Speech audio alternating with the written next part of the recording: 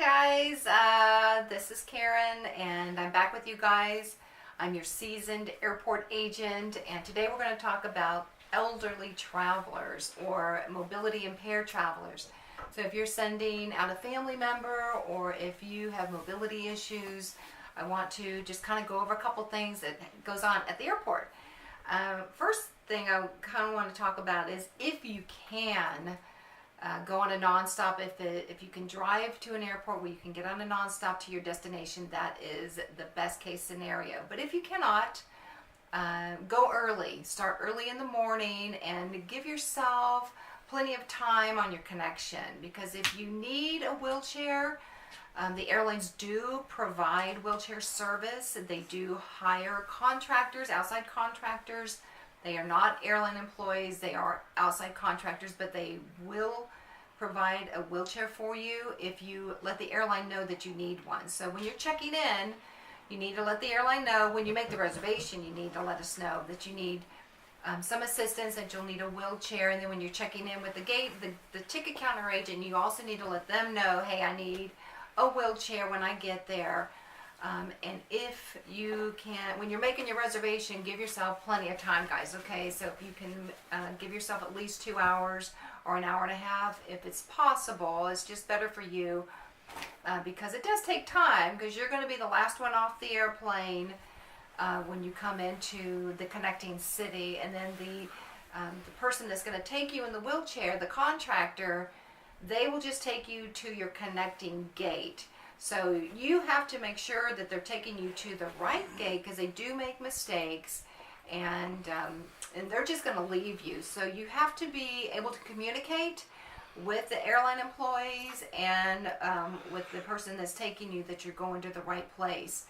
Also, if you're just taking your mom or whoever to the airport, you can get a gate pass, which I would highly recommend. All airlines are going to give you a gate pass to take you through security, so you can help mom or grandma or whoever you're taking, so that you can be with them if it's the beginning part of the flight. But in the connecting city, you can if you have your own wheelchair, they can gate check it.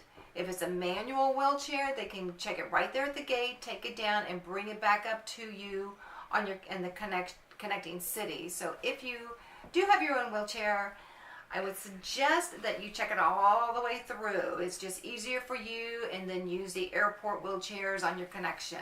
This is true if you have a battery powered wheelchair as well. It would be easier for you, so that you don't have to wait when you get to the connecting city for them to bring it up and then take it back down. So if you're going to take your own wheelchair, just something to think about. Just check it all the way through.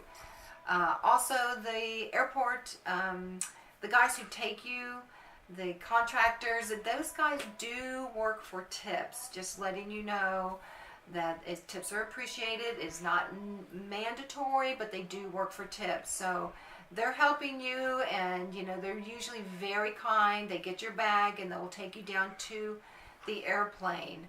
But they do work for tips.